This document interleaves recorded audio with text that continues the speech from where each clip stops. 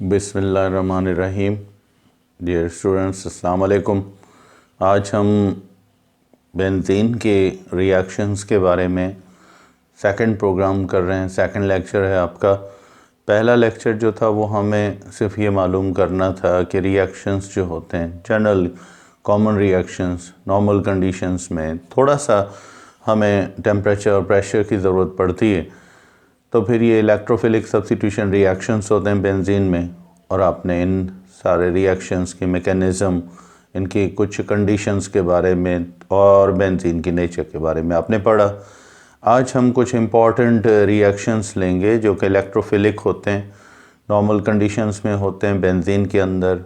आपको पहले भी बताया था कि benzene in electrophilic substitution reactions में अपनी नेचर जो शो करता है वो सैचुरेटेड होती है, इसके बावजूद कि उसके अंदर पाई बॉन्ड का सिस्टम होता है। तो हम अपने इन्हीं रिएक्शन से शुरू करते हैं, यानी सम इम्पॉर्टेंट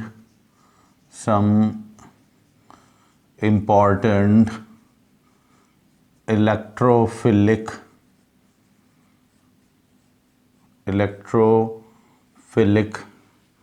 सब्स्टिट्यूशन रिएक्शंस। और ये बेंजीन के अंदर जो होते हैं वो मैं आपको पहले क्लियर कर चुका हूँ कि ये किस तरह से होते हैं और इनकी कंडीशंस क्या हैं और ये कौन कौन से स्टेप से गुज़र के रिएक्शंस होंगे। तो हम इनको आज इनके कुछ पर्टिकुलर रिएक्शंस के बारे में यहाँ डिस्कस करेंगे। इनमें फर्स्ट रिएक्शन जो है इलेक्ट्रोफिलिक सब्स्टिट्यूशन रिएक्शंस का, इसको आप कह सकते हैं हैलोजिनेशन रिएक्शंस। तो हैलोजिनेशन रिएक्शंस जो हैं ये किस तरह होते हैं। यहाँ पर हैलोजिनेशन आपको पता है जनरल टर्म है, यूज़ किया जाता है एडिशन और सब्स्टिट्यूशन, एडिशन और सब्स्टिट्यूशन ऑफ हैलोजेंस। तो हैलोजेंस जो हैं इनके सब्स्टिट्यूशन को, इनके एडिशन को आप क्या कहते हैं, हैलोजिनेशन कहते हैं। ठीक, तो अब ये हैलोजिनेशन में याद रखिएगा सारे मतलब नॉर्मल रिएक्शंस चलते हैं। इनमें आम तौर पर कोई भी हैलोजन जो है वो रिएक्ट करता है बेंजीन के साथ, यानी हैलोजेंस का रिएक्शन बेंजीन के साथ होता है। किसकी मौजूदगी में, रिएक्ट विथ, किसके साथ रिएक्ट करते हैं, बेंजीन के साथ, with benzene in the presence of halogen acid. यानी बेंजीन के साथ इनका रिएक्शन होगा और किसकी मौजूदगी में होगा, in the presence of a Lewis acid. Lewis acid का आपको पता है ये क्या चीज़ होती है। ये आमतौर पर इलेक्ट्रॉन डेफिशिएंट स्पीशीज़ होते हैं, ये इलेक्ट्रॉन पेयर रिसेप्टर होते हैं। तो ये ल्यूविस एसिड की मौजूदगी में रिएक्शंस होते हैं हैलोजिनेशन के। अब इनमें याद रखिएगा सबसे विगोरस अनकंट्रोलेबल रिएक्शंस जो होते हैं वो बेंजीन के साथ फ्लोरीन के होते हैं। यानी फ्लोरीन रिएक्ट्स, ये रिएक्शन करती हैं विद बेंजीन, बेंजीन के साथ विगोरसली, बहुत ज़्यादा विगोरस होते हैं और इनको कंट्रोल करने के लिए बहुत ज़्यादा फास्ट और उसके बाद तेज़ रिएक्शन होते हैं। तो इनको कंट्रोल करना है तो फिर हमें बहुत ज़्यादा टेम्परेचर चाहिए। उसके बाद अगर हम देखें तो क्लोरीन और ब्रोमीन, ये समझें दो ऐसे रिएक्टेंट्स हैं हैलोजन के जो कि रिएक्ट करते हैं नॉर्मल टेम्परेचर पे। क्लोरीन एंड ब्रोमीन, क्लोरीन भी है और ब्रोमीन भी है, रिएक्ट करते हैं, ठीक है, किसके साथ, बेंजीन के साथ, with benzene eight normal conditions. यानी इनका नॉर्मल कंडीशन पे नॉर्मल रिएक्शन होता है। नॉर्मल कंडीशंस इन ए मॉडरेट बिहेवियर, इनका मॉडरेट बिहेवियर होता है और यहाँ कोई इतना ज़्यादा, याद रखिएगा, फास्ट या रैपिड रिएक्शंस ये नहीं होते हैं। और अगर हम थर्ड पे आएँ तो वो है आयोडीन का। आयोडीन के रिएक्शंस बहुत मुश्किल से होते हैं बेंजीन के साथ। आयोडीन हार्डली रिएक्ट्स, यूँ कह सकते हैं कि बहुत मुश्किल है इसका रिएक्शन नॉर्मल कंडीशंस में। हम ये नहीं कह सकते कि ये रिएक्शन नॉर्मल कंडीशंस में हो सकता है, बहुत मुश्किल होता है रिएक्ट विथ बेंजीन। तो इस वजह से इसको आमतौर पर स्पेशल कैटलिस्ट वगैरह और भी ज़रूरत होती है जिसके बाद ये रिएक्शन कर सकता है। अब ये नॉर्मल कंडीशंस की बात थी और इनमें आम जो रिएक्शंस हैं उनके बारे में ये बता रहे हैं। तो हम इसमें सबसे पहले फर्स्ट रिएक्शन जो लेंगे that is called chlorination. Bromination भी आप इसी तरीके से करेंगे और इसमें कंडीशंस वही होंगी, सिर्फ लिविस एसिड ये चेंज होगा। क्लोरीनेशन ऑफ बेंजीन, इसमें सबसे पहले आप क्या करेंगे, अगर ओवरऑल रिएक्शन देखें तो बेंजीन का किसी भी कार्बन पर अटैक, मतलब उसकी रिंग पर अटैक होता है क्लोरीन का, उस वक्त जब हम इसके लिए कैटलिस्ट कौन सा यूज़ करते हैं, लिविस एसिड, जैसे एल्युमिनियम क्लोराइड, या फिर अगर ये नहीं है तो फिर आयरन क्लोराइड ये यूज़ किया जा सकता है। तो ये इनमें से हमें एक इलेक्ट्रोफाइल देगा, एक न्यूक्लियोफाइल और एक इलेक्ट्रोफाइल। ये जो प्लस में ये क्लोरीन ब्रेक होगा ये समझ लें इलेक्ट्रोफाइल है, और यहाँ से ये लिविंग इलेक्ट्रोफाइल, जैसे आपने मैकेनिज़्म पढ़ी हुई है सेम मैकेनिज़्म है। अगर आप देखना चाहें तो आपके पास इससे पहले का लेक्चर है, उसमें आप देख सकते हैं। तो ऑपोजिट आयंस समझ लें यहाँ पर कंबाइन होते हैं और ये बेंजीन के रिंग के जो पाई बॉन्ड्स होते हैं इनमें वाइब्रेशन होती है और यहाँ पर रेजोनेंस स्ट्रक्चर्स बनती हैं, और जिसके बाद हमें फाइनली प्रोडक्ट किसकी मिलती है, क्लोरो बेंजीन की। और साथ में नेगेटिव क्लोरीन और हाइड्रोजन ये आपस में मिलकर ये क्या बना लेते हैं, हाइड्रोजन क्लोराइड।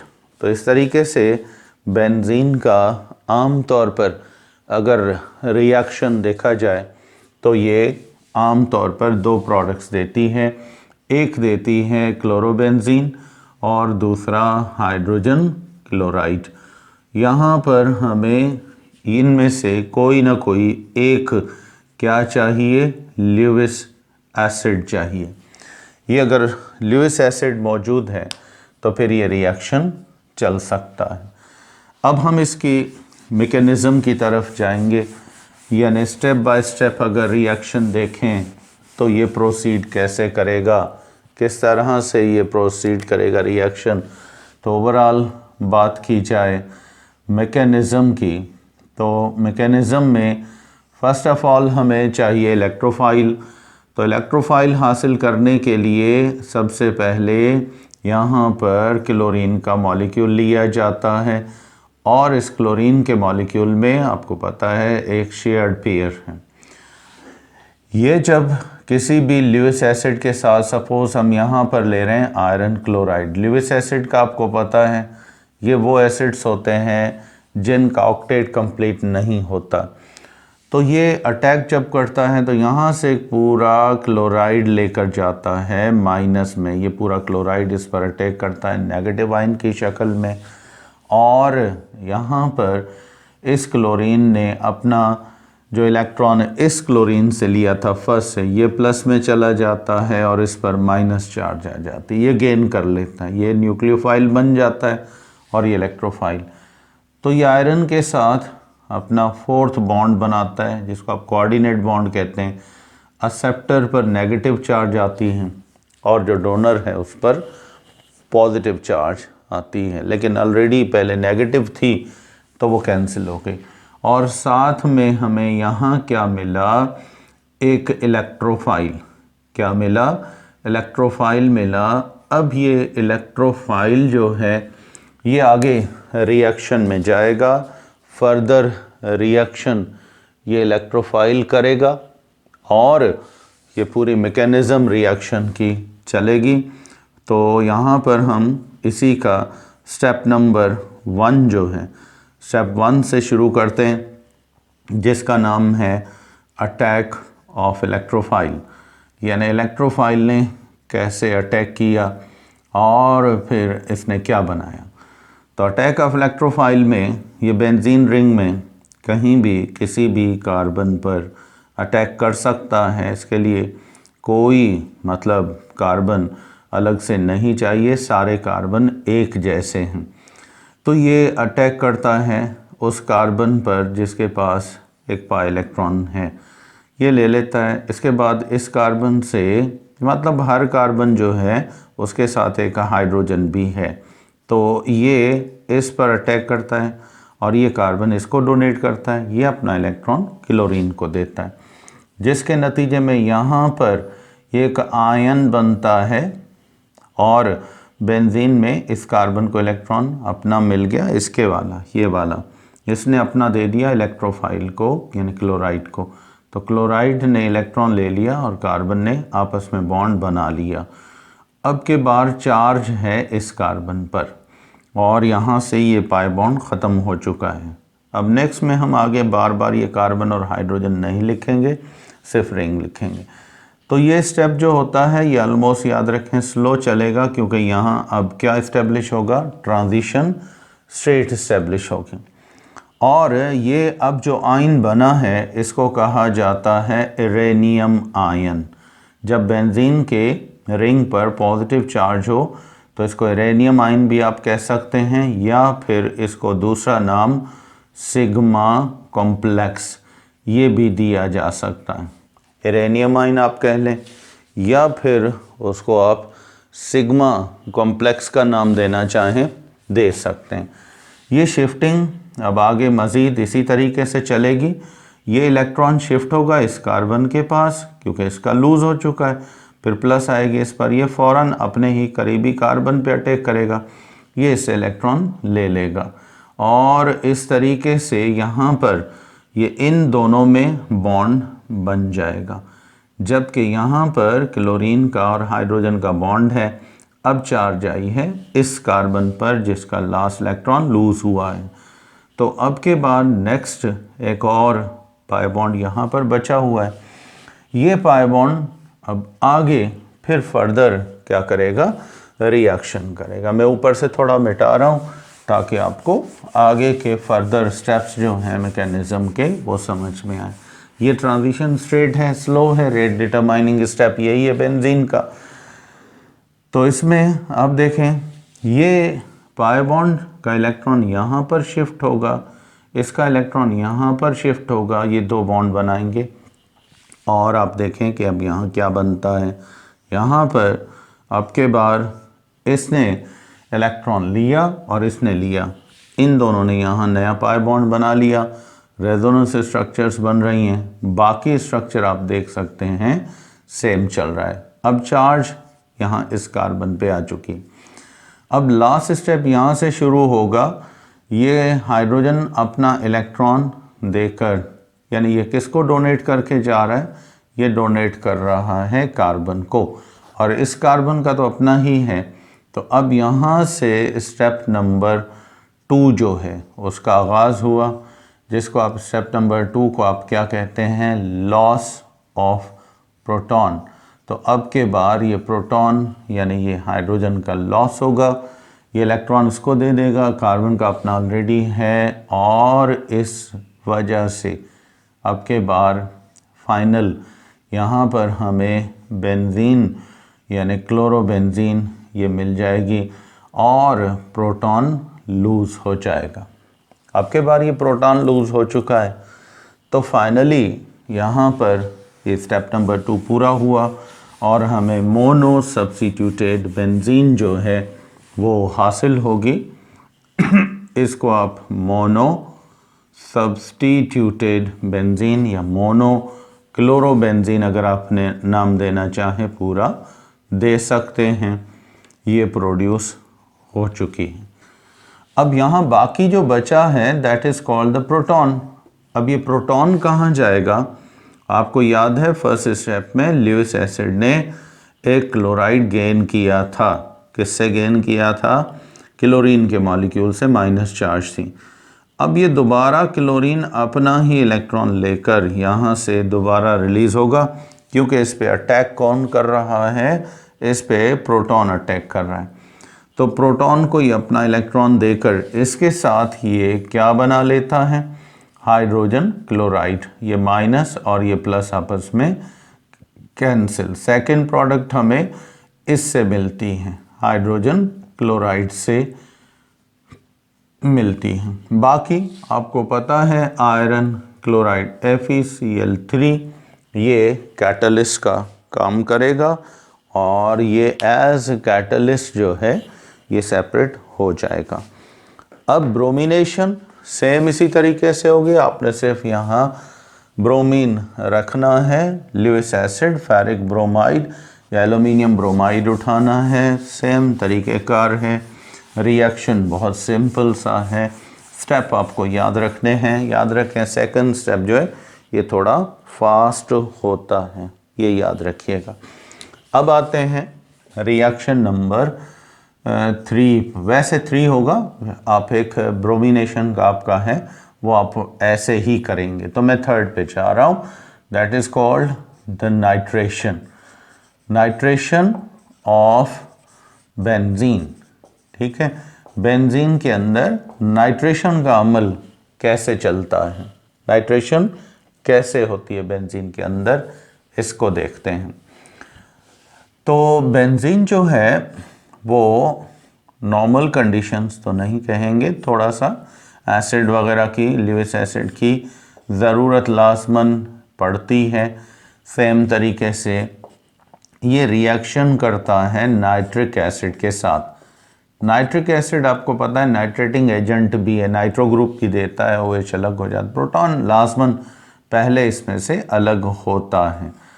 तो ये नाइट्रिक एसिड के साथ इसका रिएक्शन तब ही पॉसिबल है जब यहाँ पर कैटलिस्ट कौन सा लिया जाए? सल्फ्यूरिक एसिड लिया जाए। कौन सा कैटलिस्ट आप लेंगे?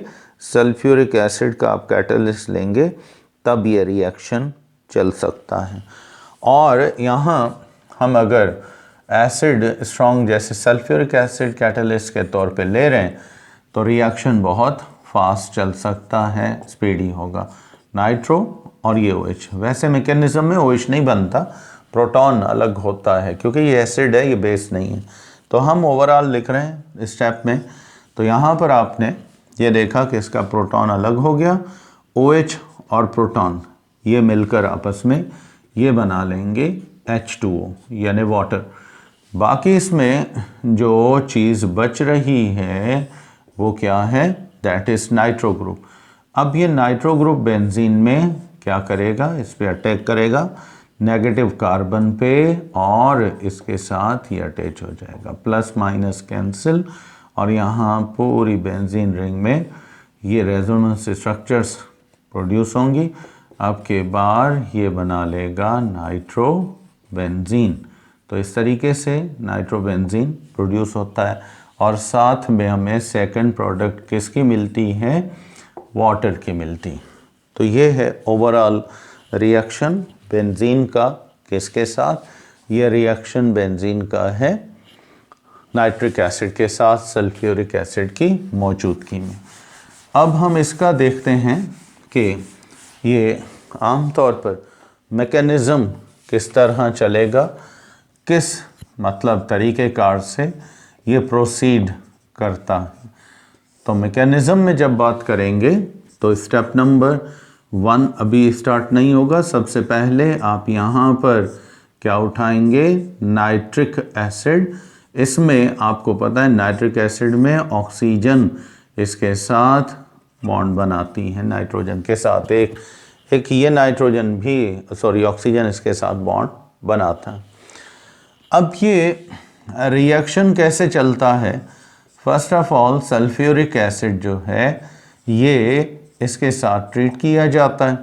अब सल्फ्यूरिक एसिड क्या करेगा कि अपना एक प्रोटॉन रिलीज़ करेगा, ये एसिड का काम कर रहा है यहाँ पर, और ये नाइट्रो ग्रुप प्रोड्यूस करने के लिए इसको यूज़ किया गया है। याद रखिएगा सल्फ्यूरिक एसिड यहाँ पर नाइट्रो ग्रुप जो है उसकी कंसंट्रेशन बढ़ाता है, नाइट्रिक एसिड बनाता है, इसके लिए यहाँ NO2 मैंने लिख दिया है, ये नाइट्रो ग्रुप की कंसंट, इसी वजह से सल्फ्यूरिक एसिड को इस रिएक्शन के हिसाब से नाइट्रेटिंग एजेंट भी कह सकते हो, यानी नाइट्रो ग्रुप प्रोड्यूस करने वाला, ये जितना मतलब ज़्यादा यूज़ करोगे नाइट्रो ग्रुप उतना ज़्यादा प्रोड्यूस होगा।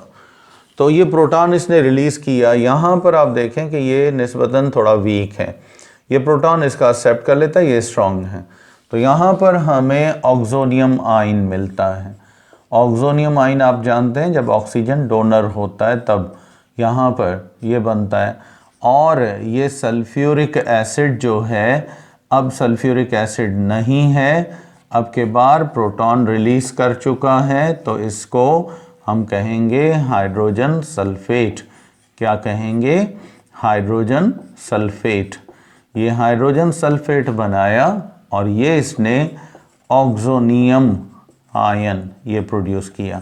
एसिड के टर्म्स में कभी कभी इसको हाइड्रोनियम आयन कहा जाता है, लेकिन मोस्ट बेटर नेम ये होगा क्योंकि ऑक्सीजन पर प्लस चार्ज है, ऑक्सीजन डोनर है। अब यही ऑक्सीजन जो है इसको एक इलेक्ट्रॉन चाहिए, ये क्या करता है, फौरन अटैक करता है नाइट्रोजन के इस इलेक्ट्रॉन पर, तो नाइट्रोजन अपना इलेक्ट्रॉन इसको दे देता है और यहाँ से ये बॉन्ड तोड़ देता है। तो ये जब इसको इलेक्ट्रॉन मिल जाता है तो ये बना लेता है H2O, वाटर बना लेता है, और NO2 जो है ये प्लस में अलग हो जाता है। अब यहाँ पर हमें क्या मिल रहा है, एक इलेक्ट्रोफाइल मिल रहा है। अब इलेक्ट्रोफाइल मिल गया, ये इलेक्ट्रोफाइल बेंजीन पर सेम तरीके से रिएक्शन करता है, अटैक करता है, 2 स्टेप चलते हैं और 2 स्टेप में ये क्या करेगा ये अटैक करेगा इलेक्ट्रोफाइल, फिर लॉस ऑफ प्रोटॉन होगा और रिएक्शन कंप्लीट हो जाएगा।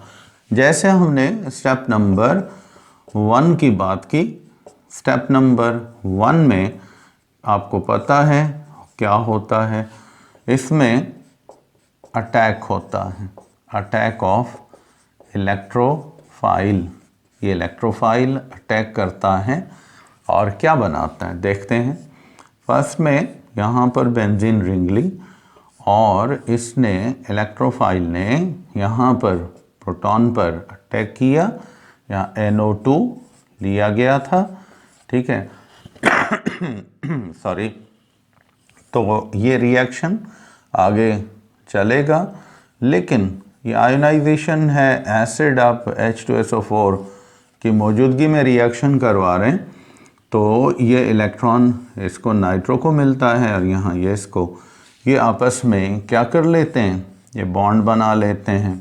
सेम जो मैंने आपको पहले बताया था वही वाला तरीका, NO2 ये आ गया और इस कार्बन पर प्लस चार्ज आ गई। अब उसके बाद बाकी जो बेंजीन की रिंग्स हैं इसमें दो क्या मौजूद हैं, पाई बॉन्ड्स हैं। यहाँ पर याद रखिएगा ये स्टेप स्लो चलेगा आगे क्योंकि ट्रांजिशन स्टेट जो है वो इस्टेब्लिश हो गई है। यही बेंजीन का रेट डिटरमाइनिंग स्टेप भी आप इसको कह सकते हैं, यहाँ से ये रिएक्शन चलता है।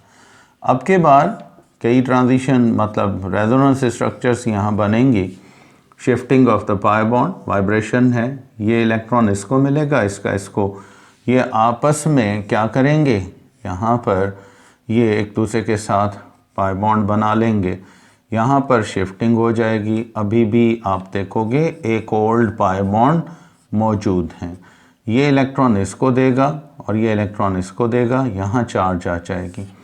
तो फाइनली हम यहाँ पर इस तरीके से लिख सकते हैं कि ये बेंजीन की रिंग आ गई, इसमें ये जो है, अब देखो यहाँ पाई बॉन्ड बन रहा है, यहाँ इसने लूज़ कर दिया है तो ये 2 पाई बॉन्ड्स बन गए और यहाँ पर इस कार्बन के पास नाइट्रो ग्रुप मौजूद है और प्रोटॉन है। अब के बार कोई और पाई बॉन्ड नहीं बचा, ये लास्ट में क्या करेगा, यहाँ से हाइड्रोजन अपना इलेक्ट्रॉन किसको शिफ्ट करेगा, टूवर्ड्स दिस कार्बन। इसका तो है इस कार्बन का इसके पास ये वाला, ये इसको मिलेगा। तो ये अब यहाँ से स्टेप नंबर 2 जो है वो स्टार्ट होगा। स्टेप 2 में आपको पता है क्या होता है, लॉस ऑफ प्रोटॉन, यानी पॉजिटिव हाइड्रोजन जो है वो लूज़ होता है। और इस तरीके से ये क्या करते हैं, यहाँ पर ये प्रोटॉन चला जाता है, NO2 को छोड़ देता है और इलेक्ट्रॉन इसको मिल जाता है इस बेंजीन रिंग को। पहले ओल्ड पाई बॉन्ड अभी मौजूद हैं, अब नया पाई बॉन्ड यहाँ पर बनता है, इसको भी इलेक्ट्रॉन मिल गया, इसको भी। तो इसने यहाँ प्रोडक्ट कौन सी दे दी, that is called nitro benzene. अब ये नाइट्रो बेंजीन बन चुका है, ठीक है, और प्लस में प्रोटॉन रिलीज़ हो गया। जो प्रोटॉन यहाँ रिलीज़ हुआ है, ये प्रोटॉन अब कहाँ जाएगा, ये किसके साथ रिएक्शन करेगा, आप देखें, याद है आपको, आपने पहले स्टेप में क्या, तो अब ये लास्ट स्टेप में क्या होगा, जो नाइट्रेशन से प्रोटॉन रिलीज़ हुआ है ये, और आपको पहले स्टेप में बताया था जब वाटर बना था सल्फ्यूरिक एसिड और नाइट्रिक एसिड के रिएक्शन से, तो यहाँ पर एक आयन बच गया था जिसको आपने नाम दिया था हाइड्रोजन सल्फेट। अब ये हाइड्रोजन सल्फेट का आयन मिलता है किसके साथ, प्रोटॉन के साथ, और ये सल्फ्यूरिक एसिड बना लेता है। तो इस तरह से ये रिएक्शन यहाँ पर नाइट्रेशन का कंप्लीट हो जाता है। अब आते हैं उसके बाद नेक्स्ट टाइप ऑफ रिएक्शन, वो सेम तरीके से होता है। इसमें आप रिएक्शन नंबर 5 या 6 जो अब आप कर रहे हैं, इसको आप कहेंगे सल्फोनेशन। सल्फोनेशन का रिएक्शन है ये, और ये रिएक्शन नंबर 5 है। सल्फोनेशन आम तौर पर ये एक ग्रुप होता है जिसको आप क्या कहते हैं, एडिशन और या फिर सब्स्टिट्यूशन किसकी, ऑफ सल्फोनिक ग्रुप, यानी ये एडिशन करता है या फिर सब्स्टिट्यूशन करता है किसकी, सल्फोनिक ग्रुप की। और सल्फोनिक ग्रुप जो है HSO3 प्लस में, ये आयन किसी में ऐड हो, एसिडिक ग्रुप है, ये जहाँ ऐड होगा या सब्स्टिट्यूट होगा तो आप प्रोसेस को क्या कहेंगे, सल्फोनेशन। तो यहाँ पर फर्स्ट ऑफ ऑल क्या लिया जाता है, बेंजीन रिंग होती है, इसके साथ एक प्रोटॉन अटैच है। यहाँ पर sulphur trioxide sulphuric acid catalyst है, इसकी मौजूदगी में रिएक्शन होता है, ये इसमें एडजस्ट कर देते हैं, ये इसके साथ इसको रिएक्ट करवाता है, प्रोटॉन इसमें ऐड होता है और इलेक्ट्रोफाइल बन जाता है सल्फ़र ट्राइऑक्साइड गैस से, जिसके बाद पाई बॉन्ड्स की शिफ्टिंग होती है और यहाँ फाइनली प्रोडक्ट आपको मिलती है जिसको आप क्या कहते हैं, बेंजीन सल्फोनिक एसिड। क्या कहते हैं इसको, बेंजीन सल्फोनिक एसिड आप इसको कहते हैं। यहाँ इसके लिए रिएक्टेंट कौन सा लिया है, सल्फ़र ट्राइऑक्साइड गैस जो है ये लिया जाता है। तो इस प्रोसेस में सल्फ्यूरिक एसिड जो है, याद रखिएगा, ये सल्फोनिक ग्रुप बनाता है, तो इसलिए यहाँ इसका काम क्या है, सल्फोनेटिंग एजेंट, यानी ये सल्फोनेटिंग एजेंट का काम कर रहा है। तो ये कैटलिस्ट तो अपनी जगह होते ही हैं, कई इनके फंक्शंस होते हैं। तो यहाँ पर बहरहाल सल्फ्यूरिक एसिड ने काम किया एज सल्फोनेटिंग एजेंट का। अब आते हैं मैकेनिज़्म की तरफ। तो जब आप रिएक्शन की मैकेनिज़्म को देखते हैं तो मैकेनिज़्म में सबसे पहले यहाँ पर सल्फ़र ट्राइऑक्साइड आता है, इसके पास लोन पेयर है। ये सल्फ्यूरिक एसिड में इसको डिज़ोल्व करते हैं, इससे ट्रीट किया जाता है फर्स्ट ऑफ ऑल।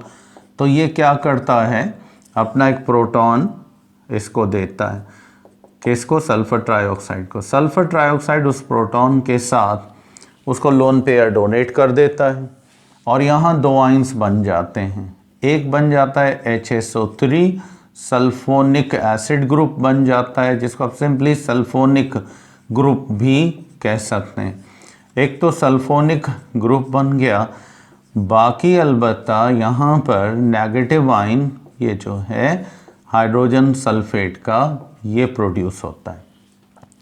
अब के बाद इसमें रिएक्शन स्टार्ट होता है, इलेक्ट्रोफाइल है सल्फोनिक एसिड, तो स्टेप नंबर 1 से स्टार्ट करेंगे। यहाँ पर बेंजीन रिंग आ गई। इसमें जैसे बाकी रिएक्शंस में आपने देखा कि बेंजीन रिंग में इसका अटैक होता है किसी न किसी मतलब लोन पेयर के पाई इलेक्ट्रॉन पर इसका अटैक होता है, सॉरी। तो ये पाई इलेक्ट्रॉन इसको मिल जाता है, ये शिफ्ट होता है यहाँ पर। तो इस तरीके से अब ये रिएक्शन यहाँ से स्लो चलेगा, क्योंकि यहाँ पर हुआ क्या है, अटैक ऑफ इलेक्ट्रोफाइल है। और अटैक ऑफ इलेक्ट्रोफाइल में आपको पता है ट्रांजिशन स्टेट बनती है और shifting of pi bond resonance structures बनती हैं, जो कि हम पहले पढ़ चुके हैं। नॉर्मल कंडीशंस में ये HSO3 यहाँ ऐड हो गया, सल्फ्यूरिक एसिड मौजूद है यहाँ पर, ये ही इसको बना रहा है, प्लस चार्ज आ गई और अब के बाद यहाँ हाइड्रोजन मौजूद है। अब ये रेजोनेंस स्ट्रक्चर्स फर्दर सिंप्लीफाई होंगी और इनमें यहाँ पर एक इलेक्ट्रॉन आएगा, एक यहाँ पर आएगा, ये आपस में मिल जाएंगे और इस तरीके से ये फिर एक दूसरे के साथ क्या करेंगे, पॉजिटिव चार्जेस मिलाते जाएंगे और इनकी शिफ्टिंग होगी, नए पाई बॉन्ड्स बनेंगे। अब के बार देखें, ये इलेक्ट्रॉन यहाँ पर आया, ये यहाँ पर आया और ओल्ड पाई बॉन्ड ये भी मौजूद हैं, ये यहाँ पर शिफ्ट होगा और ये यहाँ पर शिफ्ट होगा। तो इसके बाद इस तरीके से यहाँ पर एक, फिर ये 2 और ये HSO3 ये आयन बनेगा हाइड्रोजन का, ठीक है। अब यहाँ पर आ गई पॉजिटिव चार्ज या प्लस चार्ज। तो यहाँ अब के बार कोई और स्टेप नहीं है, ये हाइड्रोजन अपना इलेक्ट्रॉन किसको डोनेट कर देगा, पता है आपको, इस कार्बन को। तो अब के बार स्टेप नंबर 2 स्टार्ट होगा, जिसमें लॉस ऑफ प्रोटॉन होगा। क्या होगा, लॉस ऑफ प्रोटॉन होगा और इसमें हमें सब्स्टिट्यूशन प्रोडक्ट मिल जाएगी। स्टेप नंबर 2 आएगा, जिसको हम आम तौर पर क्या कहते हैं, लॉस ऑफ प्रोटॉन कहते हैं। तो यहाँ इन्होंने आपस में क्या किया, ये बॉन्ड बना लिया इस तरीके से और ये HSO3 था, यहाँ से हाइड्रोजन प्लस में चला गया प्रोटॉन की शक्ल में। तो हमें यहाँ प्रोडक्ट मिल गई, कौन सी, benzene sulphonic acid, benzene sulphonic acid. और अब के बार हम लास्ट मतलब स्टेप पे जाएंगे, ये वाला जो प्रोटॉन है, ये प्रोटॉन अब मैकेनिज़्म से इससे निकल चुका है सेकंड स्टेप से। और आप याद करें फर्स्ट स्टेप में आपने क्या रखा था, हाइड्रोजन सल्फेट का आयन। ये उस हाइड्रोजन सल्फेट के आयन को उसके साथ कंबाइन होता है, दोबारा रिकवर होता है हमें सल्फ्यूरिक एसिड। सल्फ्यूरिक एसिड आपको पता है ये कैटलिस्ट था, तो अब यहाँ सल्फोनेटिंग एजेंट का काम कर रहा था, यहाँ ये रिएक्शन कंप्लीट हो जाता है। तो इस तरीके से इस रिएक्शन की प्रोसीडिंग चलती है और रिएक्शन यहाँ पर ऑलमोस्ट क्या हो जाता है, कंप्लीट हो जाता है। अब आते हैं नेक्स्ट रिएक्शन की तरफ, टू वेरी लास्ट रिएक्शन, और इस रिएक्शन को आप कहते हैं फ्राइडल एंड क्राफ्ट, एसाइलेशन और अल्काइलेशन। फ्राइडल आपको पता है ये क्राफ्ट अमेरिकन था और ये फ्रेंच फ्राइडल जो था इनके नाम से हैं, फ्राइडल एंड क्राफ्ट। ये जो है इन्होंने एक रिएक्शन की बुनियाद रखी थी जिसको आप क्या कहते हैं, अल्काइलेशन और एसाइलेशन। अल्काइलेशन भी कर सकते हैं या फिर एसाइलेशन। होता यह है कि बेंजीन आमतौर पर ल्यूइस एसिड की मौजूदगी में इन दोनों साइंटिस्ट ने मिलकर, ये अमेरिकन था ये फ्रेंच थे, इन्होंने आपस में मिलकर एक रिएक्शन को स्टडी किया, रिएक्ट करवाया कंपाउंड्स को। जस्ट अल्काइल हैलाइड जो हैं इसके साथ रिएक्शन करवाया। यहाँ पर सबसे पहले अल्काइल हैलाइड के साथ यहाँ कैटलिस्ट इन्होंने क्या लिया, that was any Lewis acid, जैसे एल्यूमिनियम हैलाइड या फिर आयरन हैलाइड, ये लिया और रिएक्शन करवाया। तो इन्होंने देखा कि इसमें से प्रोटॉन रिलीज़ हुआ और यहाँ से ये हैलाइड माइनस में, अल्काइल प्लस में, तो अल्काइल ऐड हुआ। यहाँ पर इन्होंने पहली प्रोडक्ट कौन सी दे दी, शिफ्टिंग ऑफ पाई बॉन्ड के बाद प्लस माइनस कैंसिल हुआ, यहाँ पर अल्काइल ग्रुप आ गया और प्लस और माइनस आपस में क्या हो गए, कैंसिल। यहाँ पर हमें प्रोडक्ट मिली अल्काइल बेंजीन, एक ये प्रोडक्ट मिली और दूसरा हाइड्रोजन हैलाइड, ये प्रोडक्ट बनी इसकी सेकंड प्रोडक्ट हाइड्रोजन हैलाइड।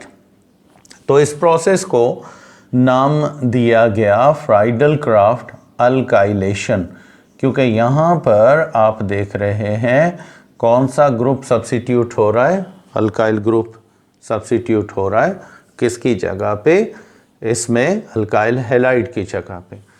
अब आते हैं दूसरी तरफ, सेकंड में। सेकंड में इस तरह नहीं है, ये फिर सेम, मतलब पैटर्न तो ऑलमोस्ट सेम ही चलता है। अब के बार फ्राइडल और क्राफ्ट ने एक ग्रुप ऐड किया जिसको एसाइल ग्रुप कहा जाता है। एसाइल ग्रुप आपको पता है ये आमतौर पर इसकी सब्स्टिट्यूशन होती है, ये एसाइल ग्रुप्स होते हैं, एसाइल हैलाइड्स भी कहा जाता है इनको। तो ये इसमें आमतौर पर इनका कोई ना कोई कंपाउंड, जैसे कार्बन के साथ हाइड्रोजन था ये प्लस में चला गया, कोई एसाइल हैलाइड, एसिड हैलाइड्स में भी इनको शामिल कर सकते हैं आप, तो ये माइनस में चला जाता है। एसाइल ग्रुप कोई भी होता है तो उस पर प्लस चार्ज आती है, तो ये इसी के साथ रिएक्शन करते हैं और यहाँ पर भी ल्यूइस एसिड की ज़रूरत होती है, जैसे एल्यूमिनियम क्लोराइड, एल्यूमिनियम ब्रोमाइड, यहाँ जो रखोगे याद रखो यहाँ पर हैलाइड वही होना चाहिए। तो ये इसके साथ इसका रिएक्शन होगा, यहाँ से प्रोटॉन रिलीज़ हुआ, ये अलग होकर चला गया। अब के बार बाकी तकरीबन आप देखेंगे सारे के सारे कार्बन जो थे ये इसमें माइनस कार्बन ये था, यहाँ से ये एसाइल हैलाइड इसके साथ क्या करेगा, रिएक्ट करेगा और प्रोडक्ट देगा। क्या देगा, प्रोडक्ट देगा। बाकी यहाँ पर HX जो है ये बन जाएगा नेगेटिव आयन इसका। तो ये आमतौर पर एसाइल बेंजीन बनती है और ये मुख्तलिफ इसके प्रोडक्ट्स होते हैं जिनमें एसीटाइल, प्रोपेनाइल, मुख्तलिफ जो हैं वो ग्रुप्स आ सकते हैं, तो ये फिर सब्स्टिट्यूशन हो जाती है।